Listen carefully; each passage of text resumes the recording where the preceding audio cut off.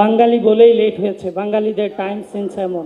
ওপার বাংলাও কি আসলে টাইমের ক্ষেত্রে এভাবেই শিডিউল মেনটেন করা হয়, না ঠিক টাইমে আসলে হ্যাঁ, আপনার অনুষ্ঠানটি করা হয়? প্রশ্নটা আমরা বুঝে গেছি। হ্যাঁ, আচ্ছা, থ্যাংক ইউ ভাই, উত্তরটা শুনে যাক। সেটা হচ্ছে প্রেস কনফারেন্স যখন একটা আয়োজন করা হয়, এর আগের প্রেস কনফারেন্সও সেম ব্যাপারটা হয় যে আমি কিন্তু রেডি ফেডি হয়ে ঘরেই বসে থাকি। এবার সব কিছু তো আর আমার উপরে থাকে না। দেখেন, আপনি হয়তো টাইমে এসেছেন, এই যে আপনি যেমন বাঙালি, এখানে অনেক বাঙালিই আছে। সো অনেক বাঙালি কিন্তু টাইমলি আসে না। সে এই বাঙালিদের জন্যই অপেক্ষা করতে করতে করতে করতে আমি তো বারবার জিজ্ঞেস করি যে ভাই আমি কি আসবো আরেক বাঙালির কাছে। সে বাঙালি আবার না, এটা সেই বাঙালি আবার আমাকে বলে ভাই আরো কিছু বাঙালি বাকি আছে। এবং তো আমরা দেখেন, এটা যদি আপনি যেটা বললেন যে বাঙালিদের অভ্যাস, এটা যদি হয় তাহলে কিন্তু আপনার ঘরেও পড়বে, আমার ঘরেও পড়বে ভাই।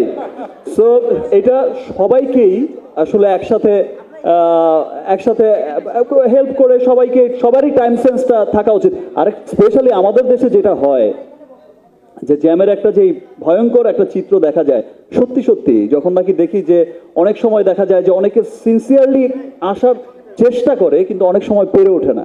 সেটা এই বাংলাও যেমন, ও বাংলাও তেমন, এটা পৃথিবী জোড়াই এখন কেমন কেমন হয়ে গেছে।